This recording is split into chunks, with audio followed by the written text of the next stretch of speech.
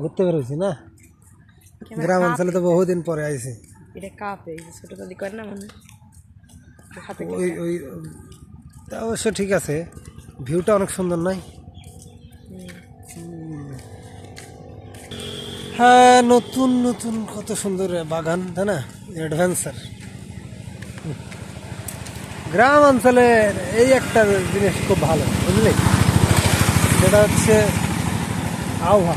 শহরে ইট পাথরের মধ্যে ধুলা বালি, আর এখানে কত সুন্দর জায়গা দেখছিস।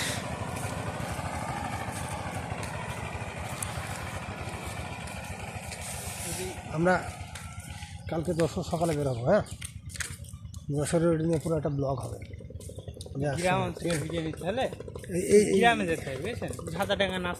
একদম নরমাল গ্রাম, আমরাও গ্রাম, শহর আলাদা। বিশ্ব রোডে আবার কি হবে না, মাটির রোড থাকবে, দিলওয়ালে উঠবে।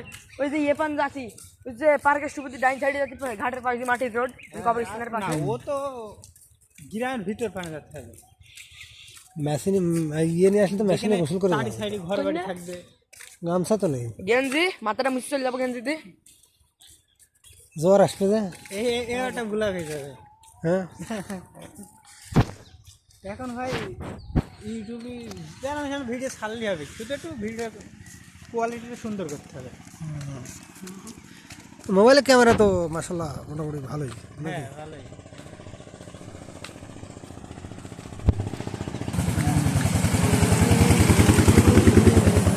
গাছপালা কাটার সময় না, সামনে স্কুল আমাদের, মাঠের মধ্যে একটা প্রতিবন্ধী স্কুল আছে।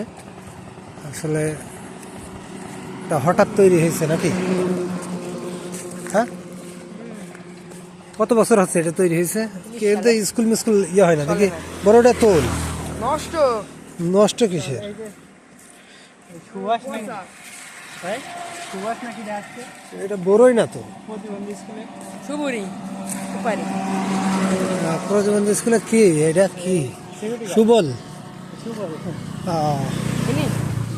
প্রতিবন্ধী স্কুলটা চলে? এই সুবল স্কুল চলে?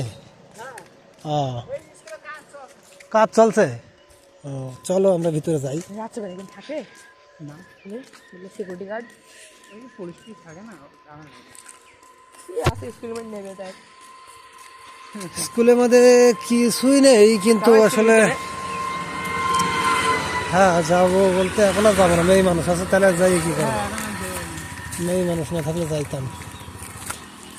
এখানে সব বেশি গল্প করতেছে, প্রতিবন্ধী স্কুল। হ্যাঁ, স্কুলের ম্যাডামরা রয়েছে না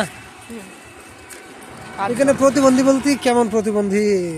পড়াশোনা করে, হালকা প্রতিবন্ধী, যারা কথা বলতে পারে।